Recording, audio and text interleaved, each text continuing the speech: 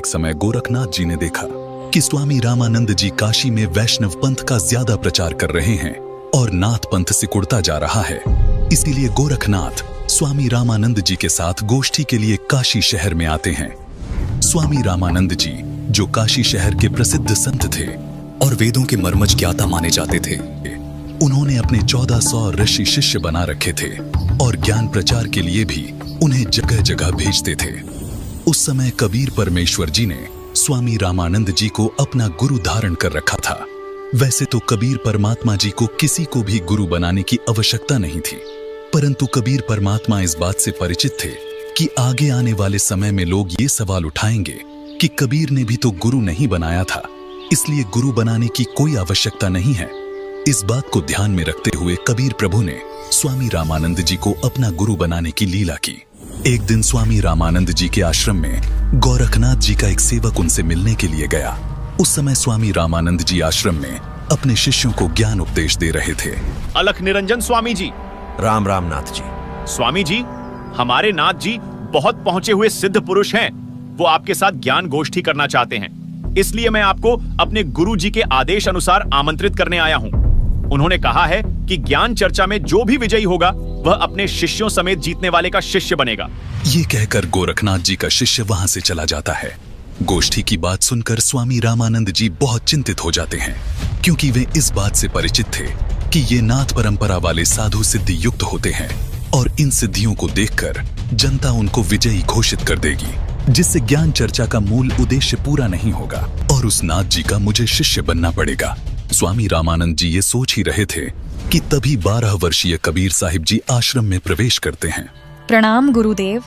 क्या हुआ गुरुदेव, आप बहुत चिंतित नजर आ रहे हैं। दास के लायक कोई सेवा है तो बताओ।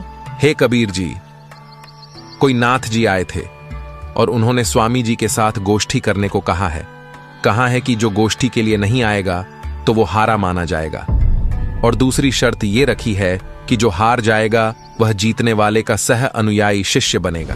हे स्वामी जी, संतों को हार जीत की चिंता नहीं करनी चाहिए। हमें उस नाथ जी का सामना करना चाहिए और गोष्ठी में अवश्य चलना चाहिए। फिर मैं आपका दास भी तो आपके साथ हूँ। हे भगवान, आप कह रहे हैं तो मैं अवश्य ही चलूंगा। अब मुझे कोई चिंता नहीं। कबीर साहिब जी अपने मुंह बोले।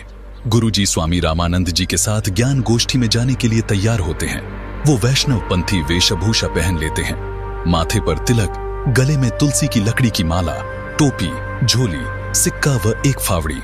स्वामी जी व कबीर जी कुछ अन्य शिष्यों के साथ निश्चित समय और स्थान पर गोरखनाथ जी से गोष्ठी करने पहुंच जाते हैं।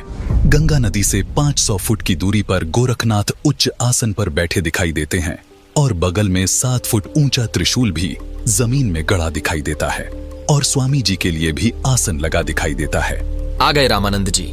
मुझे लगा था आप नहीं आएंगे, लेकिन अब आ ही गए हैं तो गोष्ठी शुरू करते हैं। स्वामी जी आसन पर बैठ जाते हैं और एक सुयोग्य शिष्य की तरह कबीर साहिब जी अपने गुरु के आसन के पास जमीन पर बैठ जाते हैं। हे नाथ जी, आप पहले मेरे साथ गोष्ठी कीजिए। अगर मुझे ज्ञान चर्चा में हरा दिया तो ही मेरे गुरु जी से बात करना। अरे तू है कौन? तू छोटा सा बालक, तेरी आयु क्या है और तू गोष्ठी करेगा मेरे साथ? पता है मैं कौन हूँ? नाथ जी, मैं तो कबीर हूँ और मुझे मालूम है कि आप कौन हो। आप गोरखनाथ जी हो। कबीर साहिब जी की बात सुनकर गोरखनाथ सोचते हैं कि इस छोटे से बालक ने मुझे पहचान लिया। तू छोटा सा बालक, तू कब से बैरागी बन गया? नाथ जी, जब से भय वैरागी, मेरी आदि अंत सुधि लागी। धूंधूकार आदि का मेला, नहीं गुरु नहीं था चेला। जब का तो हम योग उपासा, तब का फिरूं अकेला। धरती नहीं जद की टोपी दीना, ब्रह्मा नहीं जद का टीका।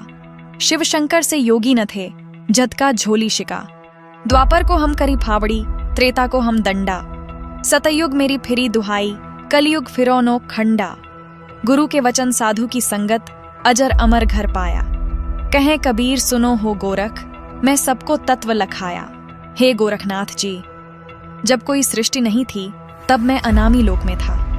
जब मैं अकेला रहता था तब पृथ्वी भी नहीं थी। तब से मेरी टोपी जानो। जब ब्रह्मा, आप और आपके गुरु मचंद्रनाथ आदि सब प्राणियों के शरीर बनाने वाला पैदा भी नहीं हुआ था, तब से मैंने टीका लगा रखा है। अर्थात मैं तब से सत्पुरुष रूप में ही हूँ। सतयुग, त्रेतायुग, द्वापर तथा कलयुग, ये चारों युग तो मेरे सामने असंख्यों बार खत्म हो चुके। हमने सतगुरु वचन में रहकर अजर अमर घर सतलोक को पाया। हे नाथ जी, पूर्ण गुरु से उपदेश लेकर आजीवन गुरु वचन में चलते हुए पूर्ण परमात्मा का ध्यान सुमिरन करके इस अजर अमर सतलोक में जाकर जन्म मरण रूपी अति दुखमय संकट से बच सकते हो। अरे कबीर, तू छोटा सा बालक और ज्ञान देता है गोरखनाथ को। तेरी आयु क्या है? सबसे बड़ा मूर्ख वो है जो मेरी आयु पूछता है, और आप मुझे बालक बता रहे हैं। जो बूझे सोई बावरा, क्या है उम्र हमारी? असंख्य युग प्रलय गई, तब का ब्रह्मचारी, कोटि निरंजन हो गए परलोक सिधारी। हम तो सदा महबूब हैं, स्वयं ब्रह्मचारी। अरबों तो ब्रह्मा गए, 49 कोटि कन्हैया। 7 कोटि शंभू गए, मोरी एक नहीं पलैया। कोटिन नारद हो गए, मोहम्मद से चारी। देवतन की गिनती नहीं है, क्या सृष्टि विचारी। नहीं बूढ़ा नहीं बालक, ना ही कोई भाट भिखारी। कहें कबीर सुन हो गोरख, यह है उम्र हमारी। असंख्य युग प्रलय में चले गए, तब का मैं अमर हूँ। करोड़ ब्रह्म भगवान मृत्यु को प्राप्त होकर पुनर्जन्म प्राप्त कर चुके हैं। अन्य भगवान जिसका तुम आश्रय लेकर भक्ति कर रहे हो, वे नाशवान हैं। फिर नाथ जी आप अमर कैसे हो सकते हैं? अरबों तो ब्रह्मा मर चुके हैं, और 49 करोड़ बार कृष्ण जी की मृत्यु हो चुकी है, तथा 7 करोड़ बार शिव जी मर चुके हैं। लेकिन मेरी एक पल भी आयु कम नहीं हुई है। मैं अमर पुरुष हूँ। केवल सत्य पुरुष ही अजर अमर परमात्मा है, तथा उसी का सतलोक अमर है, जिसे अमर लोक भी कहते हैं। वहां की भक्ति करके भक्त आत्मा पूर्ण मुक्ति होती है, जिसका कभी मरण नहीं होता। हे गोरखनाथ जी, ये उपलब्धि सोहम शब्द के जाप से प्राप्त होती है, जो उसके मर्मभेदी गुरु से मिलता है। उसके बाद फिर सार नाम मिलता है, और सतलोक में वास तथा सतपुरुष की प्राप्ति होती है। करोड़ों नारद तथा मोहम्मद जैसी पवित्र आत्माएं जन्म कर मर चुकी हैं, देवताओं की तो गिनती भी नहीं। फिर आम मानव शरीरधारी प्राणियों तथा जीवों का तो हिसाब क्या लगाया जा सकता है। मैं न बूढ़ा न बालक, मैं तो जवान रूप में रहता हूँ, जो ईश्वरीय शक्ति का प्रतीक है। ये तो मैं लीलामयी शरीर में आपके समक्ष हूँ। ये सुनकर गोरखनाथ जी और क्रोधित हो जाते हैं और अपने त्रिशूल के ऊपर के भाग पर सिद्धि से उड़कर बैठ जाते हैं। कबीर, यदि तू इतना महान है तो मेरे बराबर में आकर बातें कर। हे नाथ जी, हम ज्ञान गोष्ठी के लिए आए हैं, न कि ये नाटक करने के लिए। आप नीचे आकर ज्ञान चर्चा करो, ताकि जनता को सच्चाई का पता लग सके। तेरे पास कोई सिद्ध शक्ति नहीं है। तू और तेरा गुरु दुनिया को गुमराह कर रहे हो। आज तुम्हारी पोल खुलेगी। अगर शक्ति है तो आओ बराबर में, यहीं चर्चा करेंगे, नहीं तो हार स्वीकार कर लो। ठीक है गोरखनाथ जी। कबीर जी अपनी कुर्ते की जेब से 150 फीट लंबी धागे की रील निकालते हैं और उसके एक छोर को पकड़कर सीधा ऊपर की तरफ फेंक देते हैं। धागा सीधा खड़ा हो जाता है और कबीर साहिब जी उस धागे के अंतिम छोर पर जा बैठते हैं। नाथ जी, अब आप आओ मेरे बराबर में, यहाँ बैठकर चर्चा करेंगे। गोरखनाथ ज्यों ही ऊपर की तरफ उठते हैं, वैसे ही धड़ाम से नीचे गिर जाते हैं।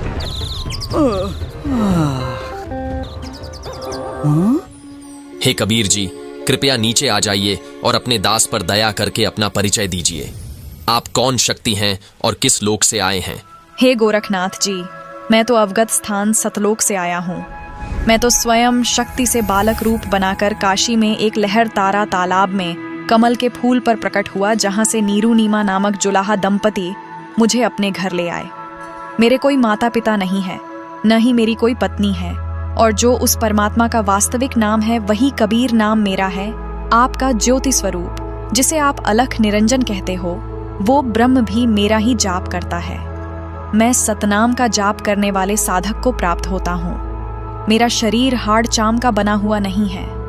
मेरा मूल स्थान सतलोक है, जहाँ सतनाम के जाप के आधार से जाया जाता है। नाथ जी, आप ज्योति निरंजन के जाल में ही फंसे हुए हो। न जाने आपके कितने जन्म हो चुके हैं और कितनी बार आप 84 लाख योनियों में कष्ट उठा चुके हो।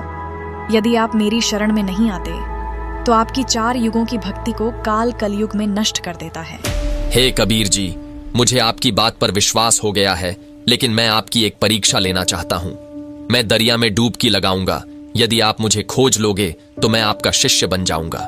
ठीक है गोरखनाथ जी, छुप जाओ दरिया में। ये सुनकर गोरखनाथ गंगा नदी की तरफ चल पड़ते हैं और साथ में दर्शक भी पीछे पीछे चल पड़ते हैं। गंगा के पास जाकर गोरखनाथ जी गंगा में छलांग लगाकर मछली का रूप धारण कर लेते हैं।